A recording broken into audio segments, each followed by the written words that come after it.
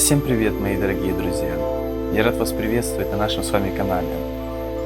И сегодня мы поговорим на прекрасную тему «Смысл жизни». Для чего каждый из нас воплощается в моменте сейчас, сегодня, в этом дне. Не в прошлом, не в будущем, а только в этом прекраснейшем дне. И сейчас мы вместе с вами войдем в прекрасное состояние момента сейчас. Что значит момент сейчас? Наша задача с вами осознать в первую очередь, кто в данный момент, в данную секунду нас с вами оживляет. Кто в данную секунду оживляет все части моего организма? Кто в данный момент оживляет Рыжика? Кто в данный момент оживляет все вокруг? Кто обновляет все ваши части в вашем организме? Кто делает это прекрасное действие с вами в моменте здесь и сейчас? Не в прошлом, не в будущем. Давайте мы с вами останемся прямо в этом прекрасном моменте. Надеюсь, вы смогли сейчас ответить себе на вопрос, кто обновляет клетки в вашем организме, кто дает жизнь, кто вас сегодня разбудил, кто разбудил меня сегодня здесь, на прекрасном Бали, кто разбудил вас в ваших кроватях, на ваших местах. Бог, Создатель, Творец. Он в данный момент у вас оживляет и дает возможность жить вашему организму, вашему сознанию. Он дает возможность быть этой жизнью.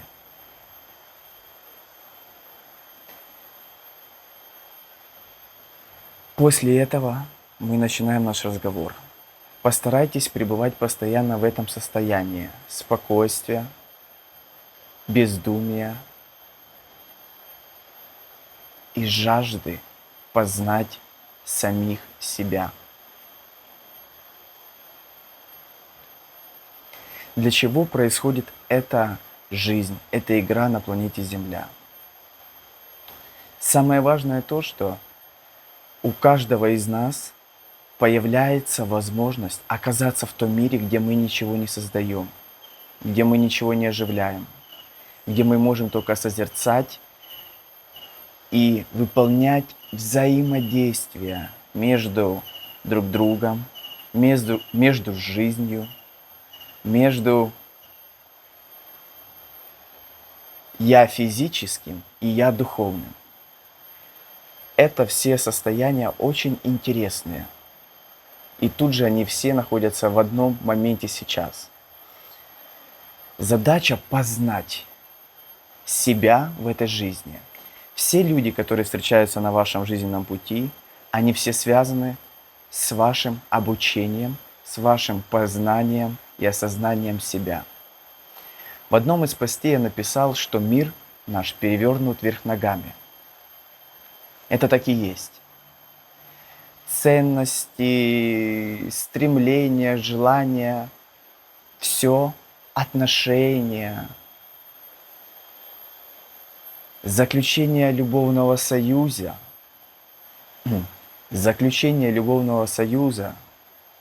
а мы называем браком, потому что отношения все идут как брак. И нам приходится в течение всей жизни этот брак превратить в счастье.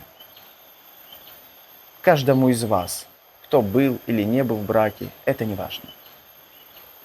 В отношениях с близкими, с мамой, папой, в отношениях с друзьями, везде нам необходимо работать над собой и видеть себя, перевернуть с головы на ноги. Увидеть этот мир. Это неспроста.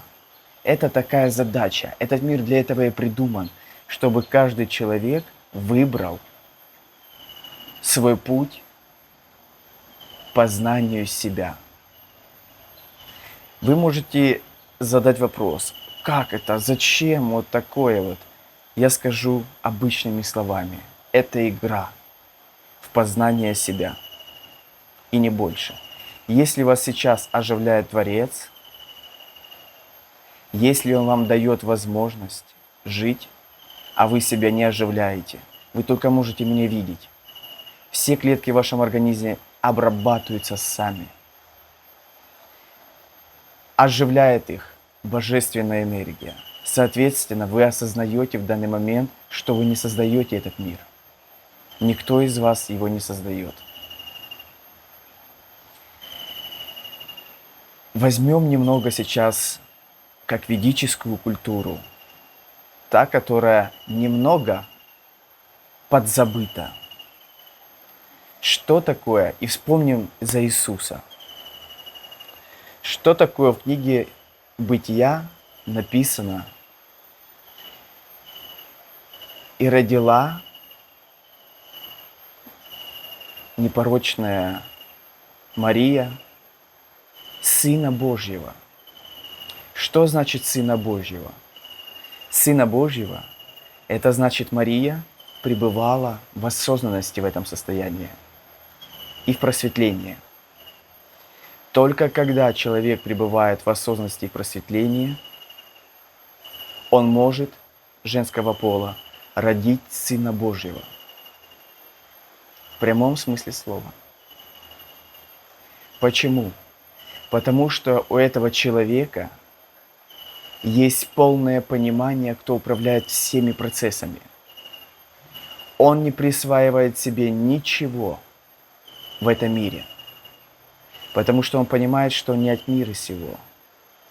Он понимает и осознает всем своим сознанием, что этот мир создается сейчас Создателем, Богом.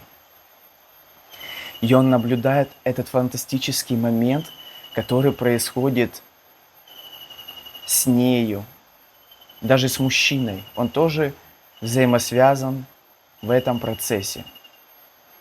Энергетически, не физически, энергетически.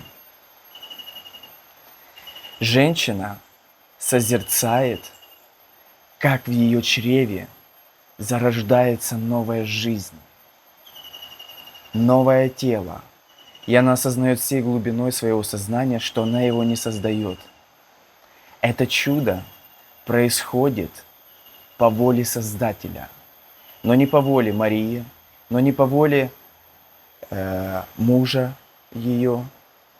Это происходит процесс по воле своего Бога, который Он находится в нас. Он же нас оживляет. Ни в прошлом, ни в будущем, здесь. Как были сказаны слова: «И спрячусь я там, где вы меня искать не будете». В нашем сознании, самом близком, что у нас есть.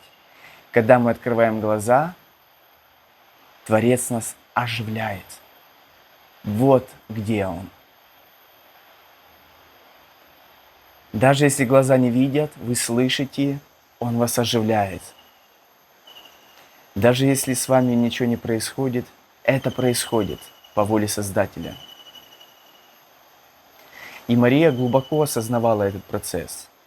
Она была полностью поглощена этим процессом созерцания и наблюдения, как в ее чреве происходит магическое, прекрасное действие рождения просветленного, от просветленного тела.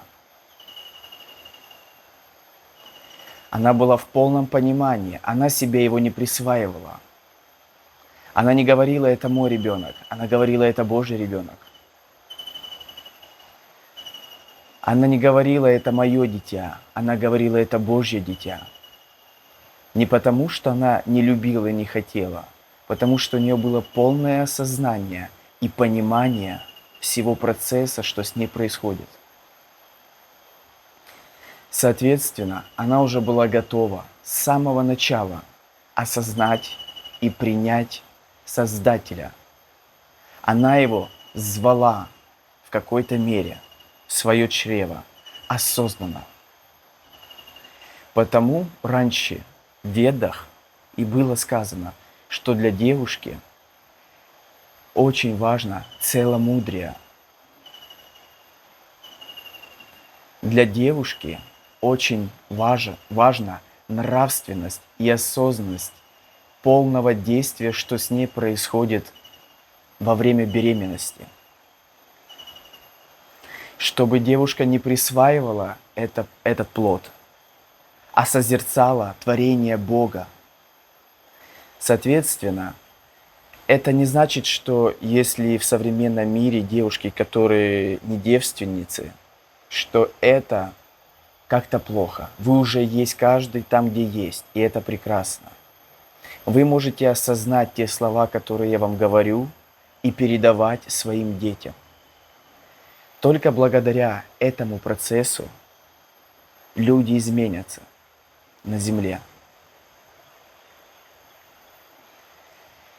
Девственность – это очень важный аспект и часть при зачатии осознанно, с осознанным человеком, просветленным, чада Божьего. Каждый, кто в просветлении уже, он родит, он впустит душу в этот свет Бога, осознанно впускает в этот мир, осознанно только просветленный человек Бога. Он полностью понимает, что этот ребенок не принадлежит ему. Он полностью осознает, кто он.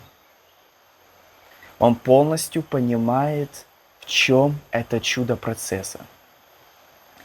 Девушки, которые пребывают в девственности, в понимании, они ни капельки не присваивают этот плод, как в современном мире.